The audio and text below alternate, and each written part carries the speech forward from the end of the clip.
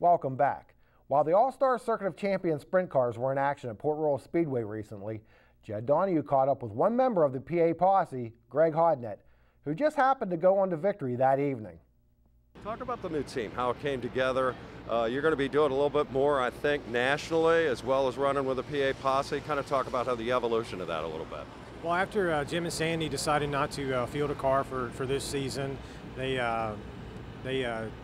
basically folded their operations, and we hooked up with John. He was in a transition period from working with Keith last year. Didn't know if he wanted to continue racing. We had a few people that wanted to help us out since Jim and Sandy weren't going to be out as far as sponsors. So that kind of, a lot of things had to happen, pull together, but it did for us, unfortunately for us. And John was willing to take a chance, and everybody on the car helped out to try to put everything together. So I mean, we just kind of had to throw stuff together, you know, from probably the end of December, and had to be in Florida. I think we had to leave like January 31st. So we had about a month to get everything organized and ready. And fortunately for us, we did. But we've suffered a little bit from just the performance standpoint. We haven't been running as well as we should be. But I think we're working on it. We're getting better all the time. So hopefully when things get to rolling around here and all the racing comes up and the big money shows, we'll be right on top of it by then. Yeah, Greg, talk about, running every night against Pennsylvania guys, the PA posse and that sort of thing. Natural training ground to run against the national boys, which I know you've done as well.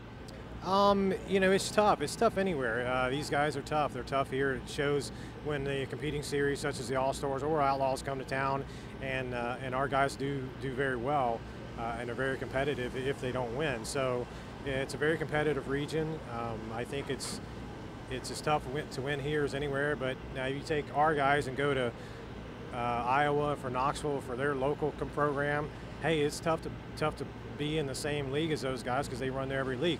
If we go to California, it's tough. If we go anywhere else like Ohio, Western PA, hey, you go out there, those guys are tough. So I think regionally, everybody has great race car drivers, especially the guys that have been on the same tracks for a long time. And I think that's what we have here. But being able to compete not only here, but when we go out abroad, wherever, whether it be Knoxville, Eldora, down to Charlotte, we've been very fortunate as far as a team with Lee and I to be competitive wherever we go, and that's what we're kind of going to work on this year. We're going to do a little bit more traveling than we have been, not running for any points, so we don't really have to be anywhere at any date and time. If we want to take off to rebuild for something, we can, and we will if we need to.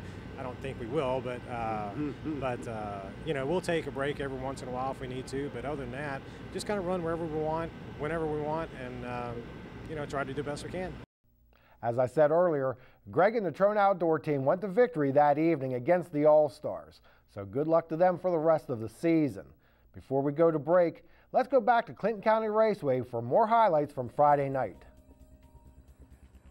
In the late models, a couple of Pro Stock graduates, Dave Rydell in the blue number 8 and the 20 of John Myers, made up the front row for the feature. And things get ugly real quick. Rydell moves high while Myers tries to squeeze through the middle with Brian Bernheisel to his inside. Bernheisel picks his way through the carnage while Harry Miller in the 6 is not so lucky. Neither were a few other drivers.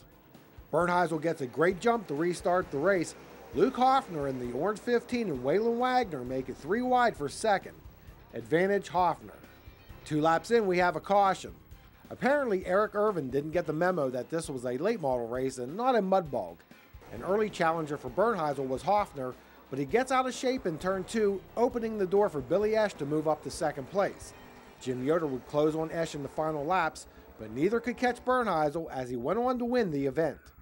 Bernheisel was followed to the line by Billy Esch, Jim Yoder, Gary Beward, and Luke Hoffner. Chris Berry in the 9 and Jim Berry in the 11 got things rolling in the Pro Stock feature. As they hit the first turn, the field gets stacked up. Picking his way through the bottom is A.Y. Schilling in the 28 machine. He is able to sneak by the 07 of Tim Crape to quickly move up to 5th. A few laps in, we have George Foltz in the lead with Schilling ready to pounce on the restart. Schilling looks low. Into the picture comes Crape as Foltz pulls away. But in turn 3, Schilling spins to bring out the yellow. Crape would eventually stop on the track while leading the race. Rich Fye inherited the lead and held off Schilling down the stretch for the victory. Here's Rich in the winner's circle. Cody McFadden, Artie Stevens and Jim Berry round out your top 5. Coming up, the super late models doing battle at Thunder Valley Raceway, and a look at some openers and special events for the coming week.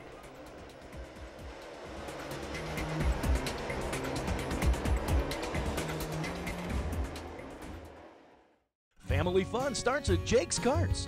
Choose a kart from their showroom or have one custom built to your specifications. Custom paint, lift kits, wheels, tires, and rear seats are just a few options. Go ahead, shake it up. Whether you are camping or trail riding on any terrain, Jake's Karts has the perfect kart your whole family will enjoy. Stop in today for a test drive. Financing available for qualified buyers. Jake's Karts, Route 522 McVeigtown, online at jakeskarts.com.